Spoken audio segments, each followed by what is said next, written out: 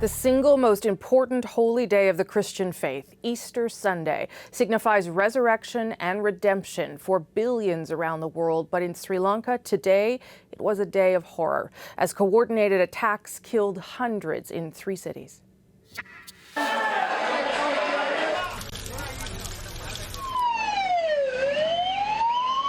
The attackers struck 3 churches in the middle of Easter services in Batticaloa, Negombo, and the capital Colombo, where 5 other targets were also hit, including luxury hotels.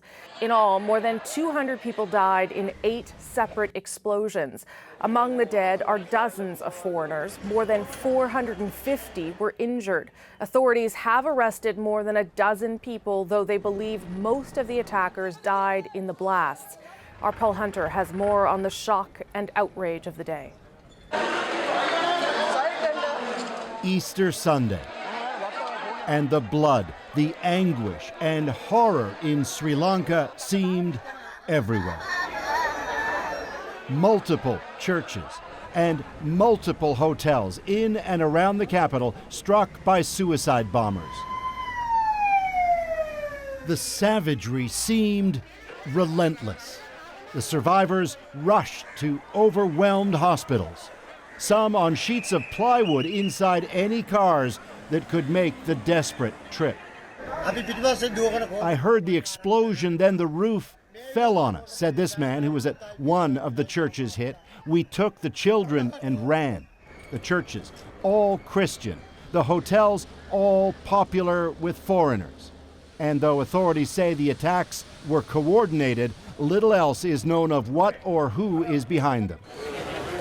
Sri Lankan Prime Minister Ranil Wickremesinghe today toured one of the bombed churches and blamed religious extremists. Authorities will be given all the powers they want to find those responsible, he said. We can't allow these kinds of crimes to take place.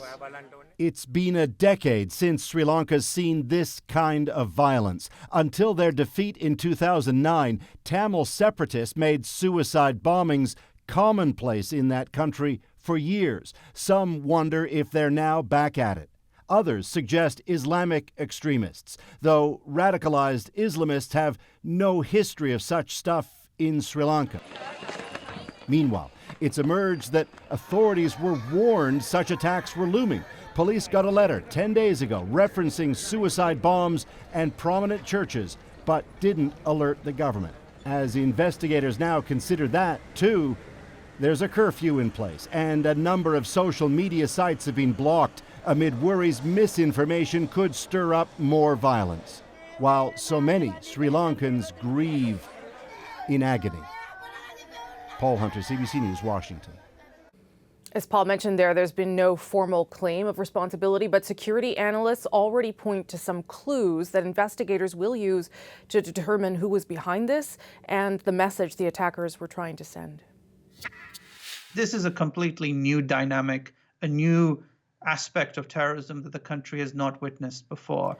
The country of 22 million has seen so much horror through 30 years of civil war, but this is different. Security expert Sachin Gohel says this attack was not about domestic tensions. It was clearly meant to hurt Westerners and Christians on a day of worship. And when we see an attack that is coordinated, multiple, designed to target a particular religious or ethnic group, and also to create economic damage, then those are the hallmarks of a powerful transnational terrorist actor. He says the goal seems to be to prey on a country that is fragile in its peace and try to target a country still divided from war. Violence has still sputtered up over the years between religious communities. Sri Lanka is primarily Buddhist, with minority Hindu and Muslim communities, just 6% Catholic. Just last year, a state of emergency was declared after violence between Buddhists and Muslims flared. This attack seems to take advantage of those pressures.